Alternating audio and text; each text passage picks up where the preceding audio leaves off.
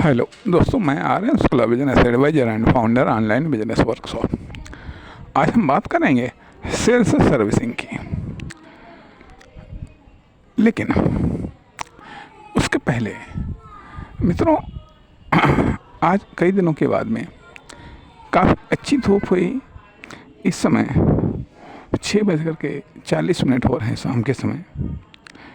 मौसम बेहद अच्छा है, सूर्यास्त लगभग हो चुका है, हवा बहुत अच्छी चल रही है। मित्रों, प्रकृति के करीब होना बेहद ज़रूरी होता है, फिजिकल हेल्थ के लिए भी, मेंटल हेल्थ के लिए भी। इसलिए कुछ पल प्रकृति की गोद में भी बिताने चाहिए। खैर, हम बात कर रहे थे सेल्स सर्विसिंग की।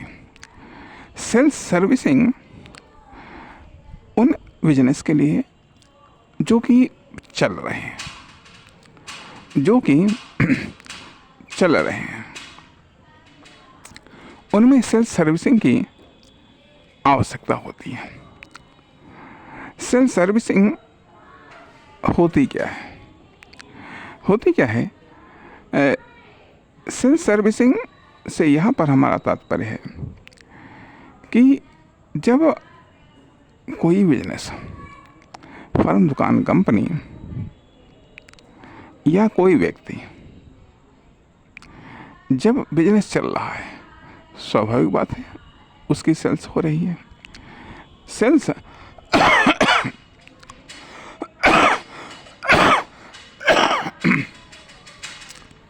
सेल्स में या तो मामूली उतार चढ़ाव होते हैं। जब मामूली उतार चढ़ाव होते हैं तो मोटे तौर पर ये कहा जाता है इसमें परिवर्तन नहीं हो रहा है। या मान लिया जब सेल्स बढ़ रही है, टोटल भी बढ़ रही है और सेल्स रेट भी बढ़ रही है तो स्वाभाविक बात है कि तब सेल्स केयर की आवश्यकता पड़ती है, सेल्स देखभाल की आवश्यकता पड़ती है और कभी कभी सेल्स कंट्रोल की भी आवश्यकता पड़ती है। लेकिन जब सेल्स घट रही है, सेल्स घटने का अर्थ है कि कास्ट हमारी बढ़ रही है, ओपनिंग कास्ट या लिविंग कास्ट भी बढ़ रही है, डिस्ट्रीब्यूशन कास्ट भी बढ़ रही है यदि हम डिस्ट्रीब्यूशन सेक्टर में हैं। यदि मैन्युफैक्चरिंग सेक्टर में है तो मैन्युफैक्चरिंग कास्ट भी बढ़ रही है। तो इसलिए जब सेल्स हमारी घट रही है तो सेल्स सर्विसिंग की आवश्यकता पड़ती है। सर्विसिंग से अर्थ तो आप जानते हैं। अब यहाँ पर जो सेल्स सर्विसिंग है इसको हम दो भागों में बांटते हैं। एक तो प्रिपेयरिंग, दूसरी चीज़ रिपेयरिंग। अर्थात एक तो और अधिक सेल्स के लिए तैयारी करना और दूसरी चीज़ और अधिक सेल्स के लिए रिपेयर करना, गलतियों को या कमियों को देखना या प्रॉब्लम्स को देखना और उनको दूर करना। अब यहाँ पर ये बात भी आती है कि अब जो सेल्स घट रही है या मान लिया बढ़ रही है तो उसका रीज़न क्या है, उसका कारण क्या है। यदि उन कारणों को हम नहीं गौर करेंगे और हम उस अनुमानित के आधार पर या तो इन्वेस्टमेंट, यदि सेल्स बढ़ रही है तो हम इन्वेस्टमेंट बढ़ा देंगे और यदि सेल्स घट रही है तो इन्वेस्टमेंट हम घटा देंगे जब तक कि हमको यदि सही रीज़न का नहीं पता है। और कभी कभी ऐसा भी होता है कि सेल्स बढ़ते बढ़ते अचानक से रुक जाती है। अब हमारा इन्वेस्टमेंट कहाँ जाएगा, यह एक लॉस होता है। और कभी कभी सेल्स घटते बढ़ जाती है क्योंकि रीजनल कोई भी, यदि मान लीजिए बिजनेस हो या कोई भी चीज़ को यदि कोई परिणाम आता है तो उसका कारण होता है, उसका कारण होता है सेल्स बढ़ने या घटने का क्या कारण है। यदि उस कारण का हमें पता लग गया तो उसके अकॉर्डिंग हम अपना इन्वेस्टमेंट एडजस्ट कर सकते हैं, ठीक। यह भी सेल्स सर्विसिंग का एक हिस्सा है, एक हिस्सा। दूसरी चीज़, जब सेल्स घट रही है आखिरकार उसका रीज़न क्या है, उसका रीज़न क्या है। उसका रीज़न इंटरनल है, यानी कि हमारी हमसे रिलेटेड है, या हमारी फर्म दुकान कंपनी से रिलेटेड है, या फिर प्रोडक्ट या सर्विसेज से रिलेटेड है जिसके कारण सेल्स घट रही है, या फिर सोशल रीज़न है, या फिर कस्टमर से रिलेटेड है, या फिर मार्केट रीजन है, या गवर्नमेंट पॉलिसी संबंधित है, या फिर इकोनॉमी या फाइनेंशियल पॉलिसी रिलेटेड है। किससे रिलेटेड है, किससे रिलेटेड है। अब यहाँ पर बात आती है, यदि इंटरनल है तो ठीक है, उसकी तो हम सर्विसिंग कर सकते हैं, उसकी सर्विसिंग उसके लिए हम प्रिपेयरिंग भी कर सकते हैं, और अर्थात सर्विसिंग में हम मान लिया प्रिपेयरिंग में ये चीज़ देखी जाती है कि आखिरकार क्या कारण है, क्या कारण हमारे डिसीजन या हमारे प्लानिंग्स में या हमारे व्यवसाय का संचालन में कहीं पर कोई कमी है जिसके कारण सेल्स घट रही है, या फिर एम्प्लॉई या उनके कार्य से संबंधित समस्या है जिसके कारण सेल्स घट रही है, या फिर प्रोडक्ट या सर्विस में कोई प्रॉब्लम्स है जिसके कारण सेल्स घट रही है। यह कभी कभी ये भी होता है कि क्या हमारा प्रोडक्ट या सर्विस या हमारे एम्प्लॉय या हम क्या कंपटीशन में पिछड़ रहे हैं जिसके कारण सेल्स घट रही। आखिरकार क्या कारण है हमसे हमारी फर्म दुकान कंपनी हमारी प्रोडक्ट या सर्विस से रिलेटेड रीज़न है जिसके कारण हमारी सेल्स घट रही है, या फिर कहीं पर कोई इकोनॉमिक या कॉमर्शियल क्राइम एक्टिव हो गया।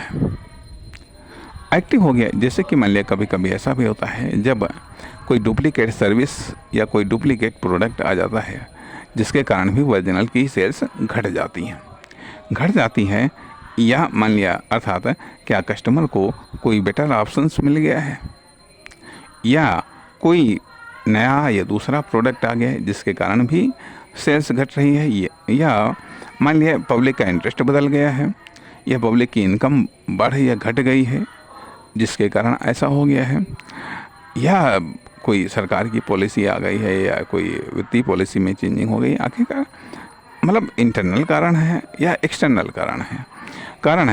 अब स्वाभाविक बात है, यदि इंटरनल कारण है तो उसको हम जल्दी और बेहतर तरीके से हम सुधार कर सकते हैं, लेकिन यदि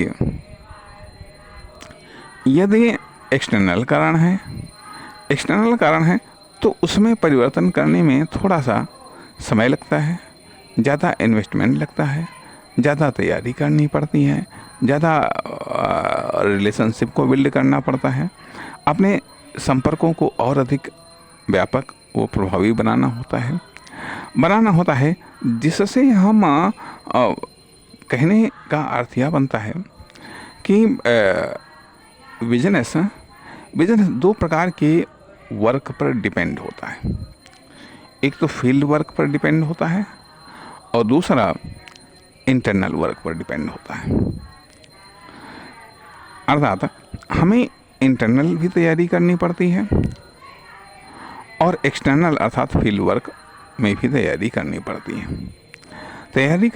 तो समय समय पर हमें इंटरनल सर्विसिंग की भी आवश्यकता पड़ती है और समय समय पर हमें एक्सटर्नल सर्विसिंग की भी आवश्यकता पड़ती है, क्योंकि मान लिया यदि हमारे पास में वाहन कितना भी बढ़िया क्यों न हो, और यदि रोड खराब है या रोड ही आगे नहीं है, तो हम अपने वाहन को नहीं चला सकते। अर्थात हमारा वाहन स्पीड से चले, इसके लिए ज़रूरी है कि रोड अच्छी हो और भीड़ भाड़ कम हो तो हमारा वाहन स्पीड से चल सकता है। यही हाल बिजनेस का भी होता है। भले ही हम या हमारा स्टाफ या हमारी प्रोडक्ट या सर्विस कितनी भी बढ़िया क्यों ना हो, यदि एक्सटर्नल परिस्थितियाँ सपोर्ट नहीं कर रही हैं या बेहतर नहीं हैं, तो हम अपने बिजनेस को नहीं दौड़ा पाते हैं। और इसमें पहला जो इफ़ेक्ट दिखाई देता है वो सेल्स पर ही दिखाई देता है। अर्थात हमारी सेल्स नहीं बढ़ पाती है या बढ़ करके कभी घटने लगती है। इसलिए यहाँ पर सेल्स सर्विसिंग की आवश्यकता पड़ती है। अर्थात सेल्स सर्विसिंग एक व्यापक रूप में एक्सटर्नल व इंटरनल दोनों फील्ड से रिलेटेड है। इसलिए समय समय पर हमें एक्सटर्नल फील्ड को प्रिपेयर करने के लिए या उसको रिपेयर करने के लिए या अपनी फर्म दुकान कंपनी के लिए अनुकूल बनाए रखने के लिए उसमें विभिन्न प्रकार के इन्वेस्टमेंट करने पड़ते हैं। चाहे वह पब्लिक रिलेशनशिप को लेकर के हो, चाहे वह कस्टमर रिलेशनशिप को लेकर के हो, या अदर्स भिन्न प्रकार का एडवर्टाइजमेंट हो। अर्थात न केवल प्रोडक्ट एडवर्टाइजमेंट जरूरी है या सर्विस एडवर्टाइजमेंट जरूरी है, बल्कि कहीं पर खुद की फर्म दुकान कंपनी का एडवर्टाइजमेंट भी ज़रूरी है। खुद का भी एडवर्टाइजमेंट ज़रूरी है। स्टोरी टेलिंग भी ज़रूरी है। इसलिए ये सब एक व्यापक रूप में सेल्स सर्विसिंग के हिस्से हैं। सवाल ये भी उठता है कि जब आपका बिजनेस कंटिन्यू है तो बिजनेस में उतार चढ़ाव आते हैं। कभी कभी सीजनल भी आते हैं, कभी कभी रीजनल भी आते हैं, कभी लोकल भी आते हैं, कभी ग्लोबल भी आ जाते हैं, कभी कंपटीटर के द्वारा आ जाते हैं। और यहाँ कभी प्रोडक्ट से कंपटीशन हो जाता है, कभी सर्विस से कंपटीशन हो जाता है, कभी पॉसिबिलिटी से कंपटीशन हो जाता है, कभी ट्रेड से, कभी फैशन से, कभी रुचि से, कभी इंटरेस्ट से। आज तमाम सारी चीज़ों से कंपटीशन होता है। तो इन सब चीज़ों के कारण कभी कभी सेल्स में उतार आने लगता है, सेल्स डाउन होने लगती है। तो जब डाउन होने लगती है तो सेल्स सर्विसिंग की आवश्यकता पड़ती है। अब कहाँ पर कौन सा रीजन एक्टिवेट है उसको जानना यदि हम खुद जान सकते हैं तो अच्छी बात है। यदि नहीं जान सकते हैं तो उसके लिए एक्सपर्ट एडवाइस लेनी चाहिए, एक्सपर्ट को हायर करना चाहिए ताकि उसके द्वारा एक सही रीज़न का पता चल सके और वहाँ पर हम उसका समाधान कर सकें ताकि हमारा बिजनेस या हमारी फर्म दुकान कंपनी या हमारा प्रोडक्ट या सर्विस एक सही रूप में रन कर सके।